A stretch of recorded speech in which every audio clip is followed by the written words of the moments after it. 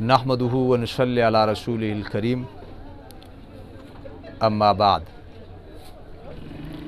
زما خوږو مسلمانانو ورونو، په دې کلیپ کې زه تاسو ته د عید د شپې په باره کې او د عید د بختورې ورځې په باره کې او د عید د لمانځه طریقه مختصر بیانوم. ابو هریره رضی الله تعالی عنه فرمایي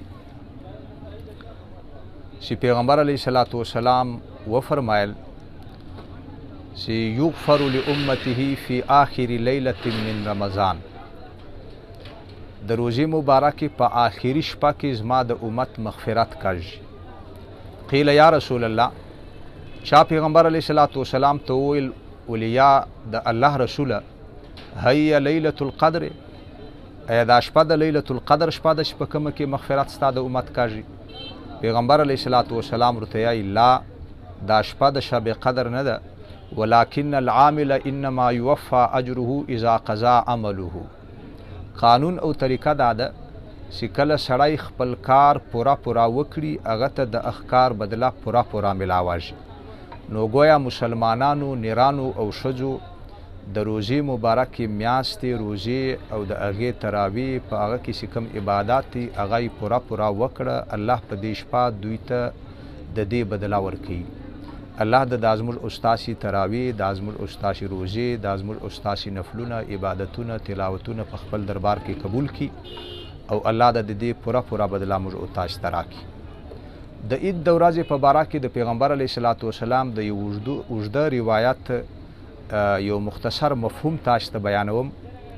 د عید په ورځ باندې الله جل جلاله له اسمانونو څخه فرشتې راولږي او په دې مخ د ځمکې چې چیرې هم لیارې او کوڅې په دې کې ودري، بیا داسې آواز کوي چې موږ او تاسې نه اورو، او دوی آوازونه داسې کوي چې ای د الله بندگانو، د هغه لوی رب طرف ته روان شئ چې کوم زیات بخښونکی ذات دی او زیاته ورکوونکی ذات دی.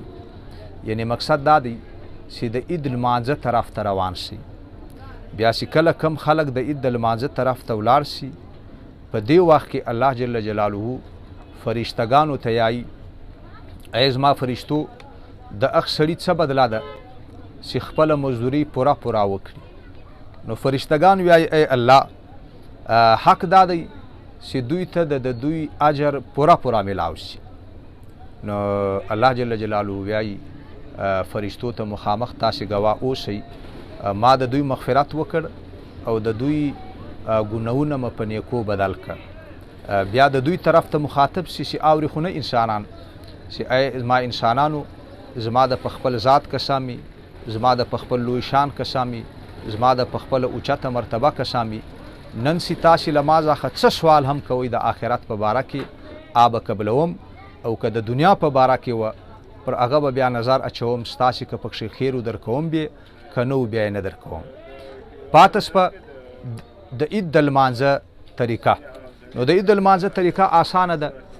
چې کوم سړی د عید لمانځه له ځي، اول خو دا دی چې بهترینې کپړې د واچوي، خوشبویي د ولګوي، غسل د وکوي، او د عید د لمانځه څخه مخته که سړی چواره وي، کجور وي، یا یو خوږ شی وي د وخوري، او په لیارې چې راځي په ورو د تکبیرات ویایي، پر کومه لیار ولاړ شي لږې خوا د پر بله لیار راځي، که کیدای شي او عیدګاه جوت وي چې کوم ځای لمونځ کاږي پیدل د سړی کوشش کوي. له دې څخه بعد چې کله د عید د لمانځه د درېدا ټیم راسي، نو نیت کوم د عید د لمانځه د برکات واجب سره له شپږو زیاتګرو تکبیراتو. بیا به له دې بعد مخمدي پر لوري د کعبه حق د الله اکبر، له دې بعد سبحانک اللهم تر آخره لکه د لمانځه دا به وایي.